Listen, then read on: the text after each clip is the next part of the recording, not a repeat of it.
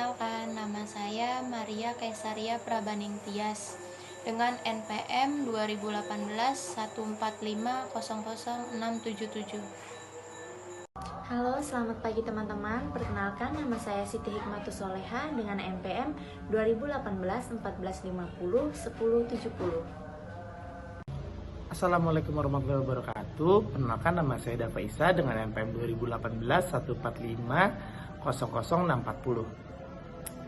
Selamat pagi buat semuanya, buat ibu dosen, buat teman-teman sekalian. Kami dari kelompok 13 ingin menjelaskan tentang angkutan laut.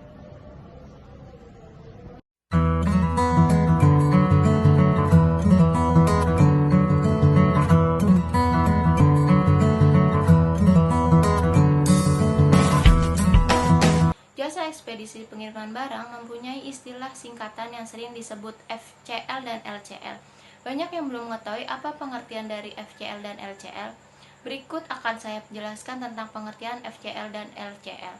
FCL, Full Container Load, adalah pengiriman barang dengan menggunakan satu kontainer penuh yang dimiliki oleh satu pengirim. Semua barang dalam kontainer itu milik satu orang, tidak bercampur dengan barang orang lain. Pengirim FCL setara dengan kurang lebih 20 MT. Dengan menggunakan kontainer 40 FT, hanya 10 MT jika menggunakan kontainer 20 FT.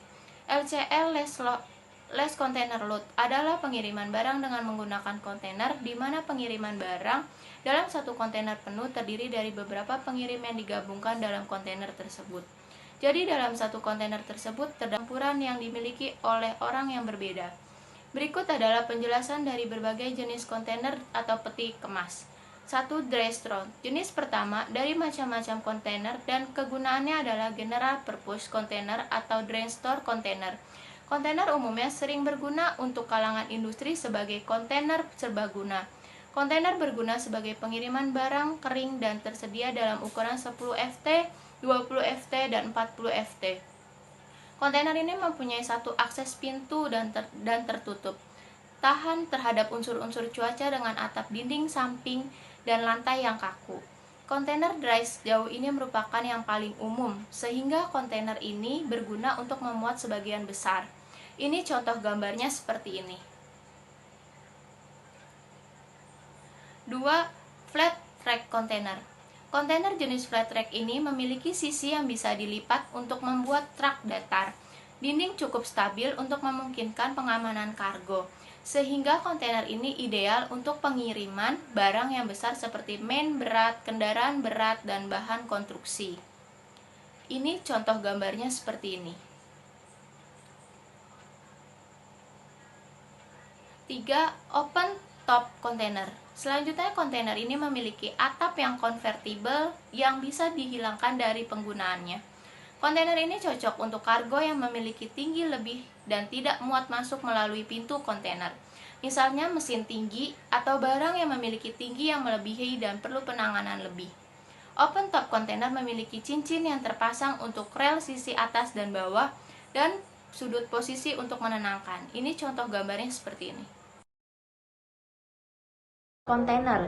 Jenis kontainer ini memiliki dua pintu yang terletak pada ujung kontainer. Hal ini sangat berguna untuk pemuatan cepat dan muat bahan. Berikut terdapat contoh dari tunnel kontainer. Untuk jenis kontainer selanjutnya ada yang namanya open side storage container. Kontainer ini menyediakan beberapa sisi kontainernya menjadi pintu. Open side storage container ini sangat mirip dengan kontainer pengiriman reguler, general purpose. Perbedaannya adalah bahwa kontainer ini seluruh sisinya dapat terbuka. Kontainer open side berguna memberikan ruang yang lebih luas dan akses lebih untuk proses bongkar muat yang lebih mudah. Yang nomor 6 ada yang namanya refrigerated ISO container atau bisa disebut river. Kontainer ini memiliki alat pendingin yang suhunya bisa terkontrol hingga suhu paling rendah. Kontainer ini secara eksklusif berguna untuk pengiriman zat yang mudah membusuk seperti buah dan sayuran. Sebuah kontainer river ini berguna untuk barang yang harus terkirim dengan suhu sensitif. Untuk selanjutnya, nomor 7 ada yang namanya insulated atau thermal container. Salah satu jenis kontainer ini berguna untuk mempertahankan suhu temperatur dalam ruangan. Kontainer ini terbuat dari bahan pilihan untuk memungkinkan waktu pakai yang panjang tanpa paparan konstan untuk suhu tinggi. Kontainer ini adalah kontainer yang cocok untuk transportasi jarak jauh dari produk seperti river. Peti kemas ini terisolasi, memiliki suhu yang dapat diatur yang memungkinkan mereka untuk menahan suhu yang lebih tinggi. Jenis kontainer ini dilengkapi oleh kompresor mekanik untuk mendinginkan atau memanaskan udara. Nomor 8 ada yang namanya ISO tank. Salah satu unit kontainer ini berguna untuk pengiriman cairan. ISO tank ini seringkali kita jumpai. ISO tank tersebut terbuat dari baja kuat atau baja anti korosif lainnya. Baja ini melindungi material atau isi kontainer dan memberi umur panjang dan reusable.